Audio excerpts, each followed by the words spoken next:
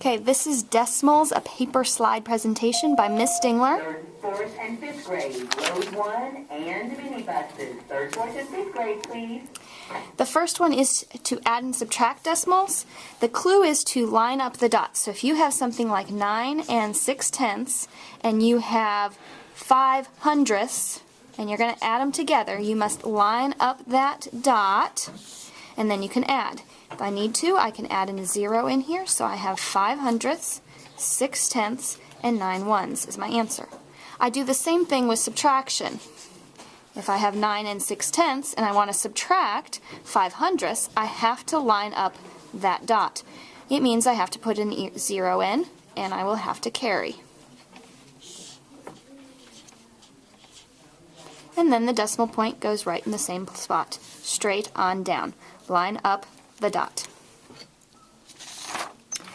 To multiply, multiply like normal and then move the dot. Think about little Desi. Little Desi's going to go for a walk. So if I have 9 and 6/10 and I want to multiply it by 5 hundredths, I don't need to worry about lining up the decimal point because we'll work on that later. But I'm going to multiply like normal. 5 times 6 is 30. 5 times 9 is 45, 46, 47, 48. Now, to place my decimal point, I'm going to move the dot. Little Desi's going to go for a walk. He wants to get out of town. He's going to go past one number. He goes for another walk. He goes past 2 more numbers. 1 number, 2 numbers. So that when he comes back into town and comes back home, he's got to go past 1, 2, 3 numbers. So my answer would be 480 thousandths. To divide, we also have to move our decimal, but we're going to use the dance, move over, move over, move up. So little music notes to help us remember that. So if I have 9 and 6/10 and I want to divide it by 3/10, I'm going to move over the decimal till it hits the wall, so it went past one number. So then this one has to move over the same amount of times, only one spot. And then all I have to do is move it up. Now that I have my decimal point placed, I can divide. 3 goes into 9 3 times. Bring down. 3 goes into 6 2 times. My answer would be 32. This works just the same if I have no decimal on the outside. I move over none. I move over none. I simply move it up. 3 goes into 9 3 times.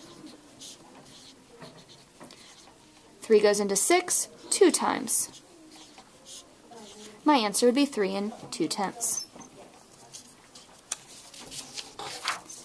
Powers of 10. When we think about powers of 10, we need to think about any number that has a 1 followed by zeros.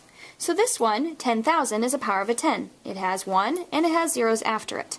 When I do that, I need to think about the number of zeros there are. 1, 2, 3, 4 zeros. So I'm going to keep that number in mind. We might write it in this way. I've got a 1 followed by a 0, but there's a 6 up here. That's my exponent. The exponent tells the number of zeros too. So if I wanted to rewrite this, I could write it with 1 and 1, 2, 3, 4, 5, 6 zeros after it for 1 million. How does that help me? It helps me when I multiply and divide. If I have a number like 3 and 2/10 and I want to multiply it by a power of 10, 100, I'm going to use those rules. Well, this one has 2 zeros, so that's going to tell me that the decimal point is going to move 2 times. So I rewrite the number and I move the decimal twice. Once, twice.